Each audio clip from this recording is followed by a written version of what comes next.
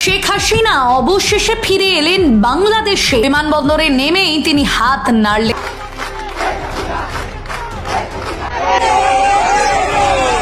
যে দেশে ফিরে আসতে পারলাম, আমি যে ফিরে আসছি। দেশে ফিরলেন শেখ হাসিনা। বর্তমানে কোথায় আছেন তিনি? আওয়ামী লীগ, যুবলীগ, ছাত্রলীগ, তবে আসলে ঘটনার পিছনে কারা? শেখ হাসিনা অবশেষে ফিরে এলেন বাংলাদেশে। আসসালামু আলাইকুম ভিউয়ার্স, ভিডিওর অংশ বিশেষ দেখে আপনারা হয়তো অনেকেই এতক্ষণে বুঝতে পেরে গিয়েছেন যে শেখ হাসিনা বাংলাদেশে ফিরে এসেছে।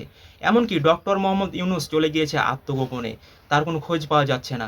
কিন্তু হঠাৎ করে শেখ হাসিনা কিভাবে চলে এলো এত শীঘ্রই বাংলাদেশে? এটা কি আসলে সত্যি নাকি মিথ্যা? পুরো ভিডিওটা দেখলে কিন্তু জানতে পারবেন। সেই সাথে আত্মগোপনে চলে গেল ডক্টর মোহাম্মদ ইউনূস। তার মানে কি? এর মানে একটাই দাঁড়ায়, সেটা হলো সত্যিকার অর্থে শেখ হাসিনা বাংলাদেশে চলে এসেছে। তাহলে শেখ হাসিনা এখন বর্তমানে কোথায় আছে? এমনকি বাংলাদেশের বিভিন্ন স্থানে নাকি বিএনপি এবং আওয়ামী লীগের তুমুল সংঘর্ষ শুরু হয়ে গিয়েছে, এমনটাই কিন্তু আপনারা ভিডিও শুরুতেই দেখতে পেলেন। তো এ নিয়ে আজকের গুরুত্বপূর্ণ নিউজ ভিডিওটা তুলে ধরা হবে, তাই অবশ্যই আপনাদের কাছে অনুরোধ রইল শেষ পর্যন্ত দেখবেন, তা না হলে গুরুত্বপূর্ণ তথ্যগুলো মিস করে যাবেন।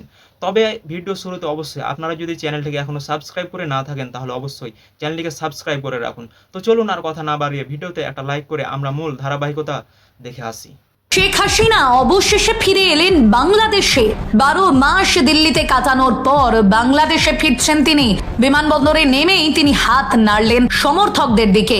ভিড়ের মধ্যে কান্না, উল্লাস, উত্তেজনা সব মিলেমিশে এক অগ্নিগর্ভ পরিবেশ। ঢাকা আজ অচল। সকাল থেকেই হাজারো মানুষ বিমানবন্দরের পথে।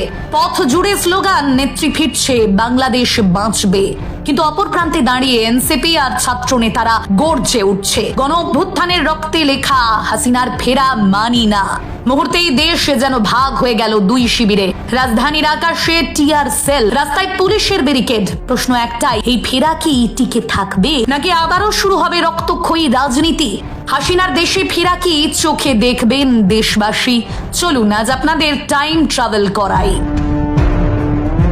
বিমানবন্দর থেকে বের হয়ে হাসিনা সরাসরি গেলেন ধানমন্ডি 32 নম্বরে। সেখানে সমবেত হলো আওয়ামী লীগের হেভিওয়েট নেতারা ওবায়দুল কাদের, হাসান মাহমুদ, জাহাঙ্গীর কবির নানক, দরবেশ সালমান, এফ রহমান। তাদের একটাই বার্তা, আমাদের নেত্রী ফিরেছেন, এবার সময় সংগঠন গোছানোর। কিন্তু রাস্তায় তখন চলছিল সংঘর্ষ। ঢাকার শাহবাগ, চট্টগ্রামের অন্দরকিল্লা, রাজশাহীর মালোপাড়ায় ধাওয়া পাল্টা ধাওয়া। 1 বছর আগে যে গণ অভ্যুত্থান হাসিনাকে দেশ ছাড়তে বাধ্য করেছিল, আজ তার উল্টো দিকে দাঁড়িয়ে আওয়ামী লীগ আবারও রাস্তায় শক্তি দেখাতে শুরু করলো। হাসিনা ফিরেই ঘোষণা দিলেন, আওয়ামী লীগ আবার জনগণের দলে পরিণত হবে। পুরনো কর্মীরা জেগে উঠলো। শহর থেকে গ্রাম, প্রতিটি ওয়ার্ডে সভা সমাবেশ শুরু হলো। আওয়ামী লীগের ভাষণে ফিরে এলো পুরনো স্লোগান, বঙ্গবন্ধুর কন্যা ছাড়া বাংলাদেশ অচল। কিন্তু দেশের বড় অংশ এখন এনসিপির সঙ্গে। ডক্টর ইউনূস আর তার তরুণ ছাত্র নেতারা গত 1 বছরে মানুষের মনে সংস্কারের স্বপ্ন দেখিয়েছে। তারা বলছে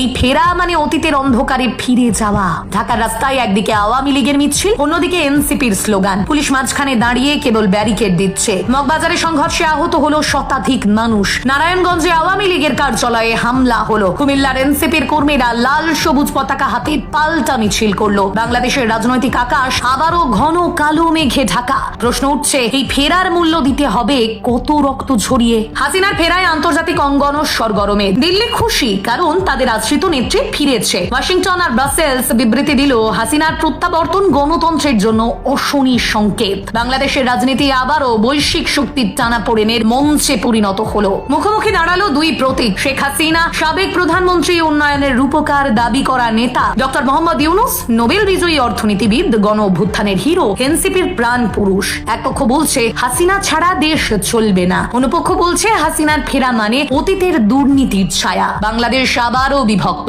অতীত বনাম বর্তমান, উন্নয়ন বনাম সংস্কার, আবেগ বনাম পরিবর্তনের রাজনীতি। হাসিনা বুঝলেন ক্ষমতায় ফেরার পথ সহজ নয়, তবুও কৌশল সাজালেন। গ্রামে গ্রামে পুরনো ঘাঁটি পুনর্দখল, প্রশাসনের প্রভাব ফিরিয়ে আনা, আদালতে মামলার জট খোলার চেষ্টা। একই সঙ্গে তিনি আবার জাগাতে চাইলেন বঙ্গবন্ধুর আবেগ। বললেন, আমার ফেরা মানে আওয়ামী লীগের ফেরা, বাংলাদেশকে নতুন করে বাঁচানো। কিন্তু মানুষ কি আবার সেই আবেগের সাড়া দেবে, নাকি তারা বলবে আমরা নতুন নেতৃত্ব চাই, পুরনো মুখ নয়? ঢাকা বিমানবন্দরের উত্তেজনা উত্তেজনা, রাস্তায় সংঘর্ষ, আন্তর্জাতিক প্রতিক্রিয়া সবই যেন চোখের সামনে ভেসে উঠল। কিন্তু মনে রাখবেন, এটা কোনো বাস্তব খবর নয়, এটা কেবল একটি রূপক গল্প। তবে রাজনীতিতে অসম্ভব বলে কিছু নেই, যা আজ কেবল কল্পনা কালই বাস্তবে পরিণত হতে পারে। যেভাবে 1 বছর আগে হাসিনা ভাবেননি তিনি গদি হারাবেন আর দিল্লিতে আশ্রয় নেবেন, যেভাবে ডক্টর ইউনূস ভাবেননি তিনি হবেন গণ অভ্যুত্থানের প্রতীক, তাহলে হাসিনার ফেরা অসম্ভব কেন?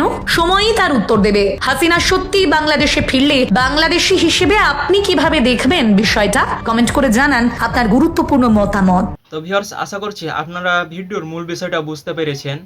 আর এতক্ষণ যারা ধৈর্য সহকারে এই নিউজ ভিডিওটি দেখলেন তাদেরকে অসংখ্য ধন্যবাদ। সবশেষে আবারও বলে দিতে চাই আপনাদেরকে যে আপনারা অনেকেই যারা চ্যানেলটিকে সাবস্ক্রাইব করেননি এখনো, তারা অবশ্যই ভিডিওতে একটা লাইক করে চ্যানেলটিকে সাবস্ক্রাইব করে রাখুন। এমনকি আপনি কোন দলকে সাপোর্ট করেন, বিএনপি, জামাত, আওয়ামী লীগ, এনসিপি, যে দলকে সাপোর্ট করেন না কেন অবশ্যই তা কমেন্ট বক্সে জানিয়ে দিবেন। আজকে নিউজ ভিডিওটা এ পর্যন্ত। পরবর্তী ভিডিও পেতে বেল আইকন বাটনটিকে অন করে দিন। ধন্যবাদ।